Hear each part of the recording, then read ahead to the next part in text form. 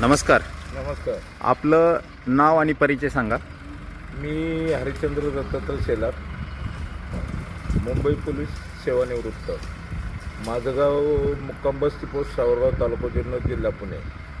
सध्या ही सोमतवाडी ग्रामपंचायतीच्या हद्दीमध्ये असलेली सरकारी गृहनिर्माण संस्था, या संस्थेची स्थापना 2003ला झालेली आहे.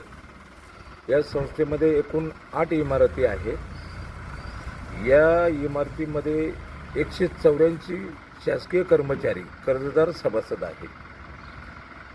त्यामध्ये प्रत्येक विभागाचे पोलीस डिपार्टमेंट, सार्वजनिक बांधकाम विभाग, पंचायत समिती, पाटबंधारे विभाग, आरोग्य विभाग, तहसीलदार कार्यालय, तसेच महसूल विभाग, या विभागातील प्रत्येक कर्मचारी हा शासकीय आहे आणि शासनाने त्यांना गृहकर्ज दिलेलं आहे. 184 फ्लॅट आहेत. त्यामध्ये 3 बिल्डिंग आहेत. गुरुदत्त यामधल्या 2 ज्या आहेत ती गुरुदेव आणि त्या खालच्या साईडच्या 3 आहेत गुरुकृपा. अशा एकूण 3 संस्था आहेत. 3 संस्थांमध्ये 8 इमारती आहेत. 8 इमारतीमध्ये गुरुकृपाच्या 3 इमारती तयार आहेत, गुरुदेवच्या 2 इमारती तयार आहेत आणि गुरुदत्तच्या 3 इमारती अपूर्ण आहेत. तेही सध्या सोसायटी आम्ही स्थापन करून, पूर्वीची सोसायटी 2015मध्ये विसर्जन झाली होती. आम्ही एक कर्मचारी जमा करून असे जवळजवळ 182 कर्मचारी संपर्क क्षेत्रात आलेले आहेत. त्यांच्या वतीनं आम्ही 2023मध्ये सोसायटी स्थापन केली. गुरुदत्त, गुरुकृपा आणि गुरुदेव अशा 3 सोसायट्या स्थापन करून त्या सोसायटीमध्ये प्रत्येक सोसायटीवर 9 पदाधिकारी आहेत. अध्यक्ष, सेक्रेटरी, खजिनदार अशी नेमणूक करून संस्था सध्या कार्यरत आहे. त्या 3 सोसायटीमध्ये PDC बँकेमध्ये सोसायट्यांचं अकाउंट ओपन केलेलं आहे. सध्या राहत असलेल्या कर्मचाऱ्यांना आपण नियमानुसार मेंटेनन्स पण चालू केलेला आहे. राहिलेली इमारत अपूर्ण आहे, तिचंही आम्ही बांधकाम करण्याचा प्रयत्न आहे. त्यामध्ये प्रत्येक इमारतीमध्ये 23 फ्लॅट असून ग्राउंडला 5 फ्लॅट आहेत आणि प्रत्येक माळ्यावर 6 असे G+3 मजल्याची इमारत आहे. या 3 संस्थेचं काम 2003 पासून असं ओसाड पडलं होतं. त्याच्यामध्ये त्या इमारतीमध्ये भरपूर अशी घाण झाली होती.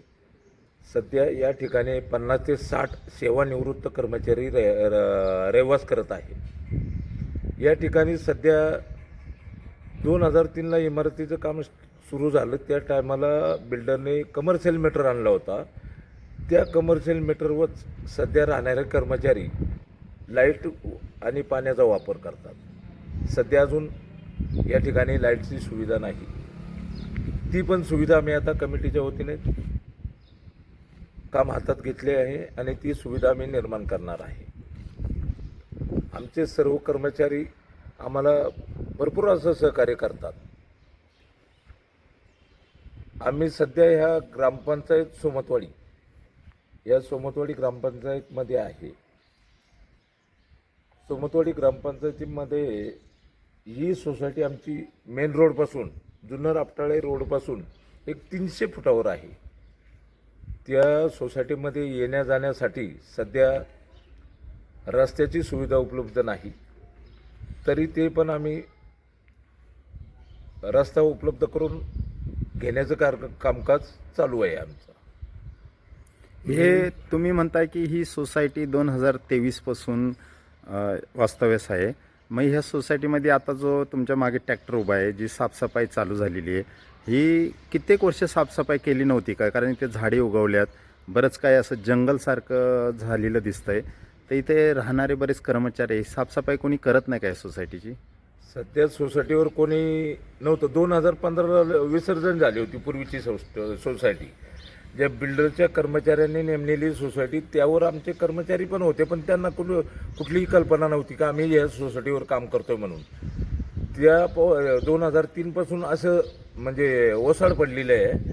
आता ही 2023ची सोसायटी स्थापन करून सोसायटीचे कर्मचारी किंवा सोसायटीचं येणारं निधी मानधन म्हणून त्याच्यामधून आम्ही हा भाड्याचा ट्रॅक्टर आणून आज रोजी दिनांक 21/2/2026 रोजी सकाळी 8 वाजेपासून हे साफसफाईचं काम हाती घेतलेलं आहे. मी श्री गुरुदत्त गृहनिर्माण सोसायटी सोमतवाडी या सोसायटीचा सेक्रेटरी हरिचंद्र दत्तात्रय शेलार असा माझ्याकडे पदभार आहे. गुरुदेवचे सेक्रेटरी आहेत अजित जगन्नाथ नलवडे आणि गुरुकृपाचे सेक्रेटरी आहेत भगवान विठ्ठल ताजने. सध्या ते मुंबई पोलीस मध्ये कर्तव्य बजावतात. अजित जगन्नाथ नलवडे सेवानिवृत्त आहेत. सध्या ते वास्तव्यास धुळवडला आहेत, ते पण येणार आहेत. असं हे आम्ही कमिटी म्हणून ही साफसफाई सुरू केलेली आहे. किती जणांची तुमची कमिटी आहे इथे? आमची गुरुदत्त 9 पदाधिकारी, गुरुदेवचे 9 पदाधिकारी, एक महिला आरक्षण आहे आणि गुरुकृपाचे 9 पदाधिकारी असे तिन्ही सोसायट्या 27 लोकां मिळून स्थापन केलेली आहे.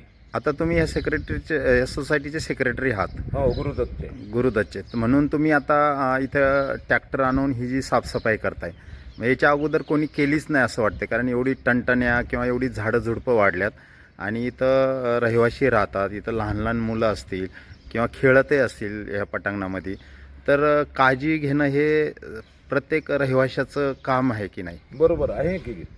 पुन्हा सध्या कोणी करायला मागत नाही, खर्चिक बाब आलेली आहे, त्यामुळं कोणी कर्मचारी हा करायला मागत नाही. मग कमिटीने ठरवलं की आपणच साफसफाई करू, आपणच ज्या काही सुविधा आहे त्या निर्माण करू. राहिलेला गुरुदत्तचा प्रकल्प अपूर्ण आहे, तोही पूर्णत्वाला नेण्याचं काम आमचं चालू आहे.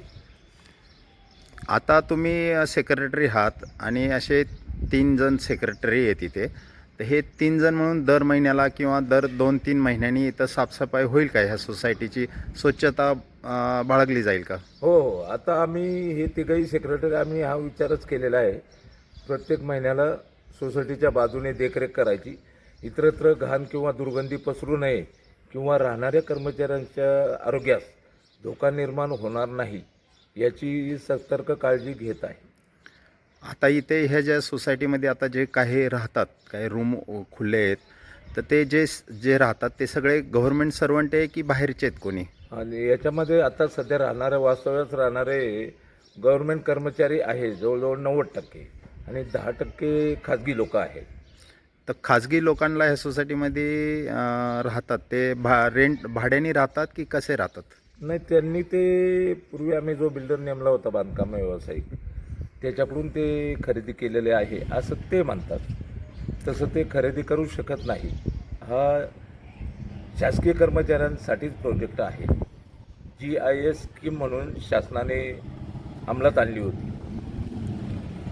आता ही जी साफसफाई तुम्ही करायला घेतलेली आहे, अतिशय चांगली गोष्ट आहे.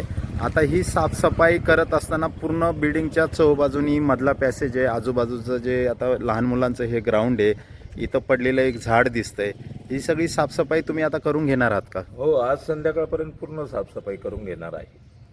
अधिक ताज्या बातम्यांसाठी पुणे समाचार चॅनलला लाईक, शेअर आणि सबस्क्राईब करा.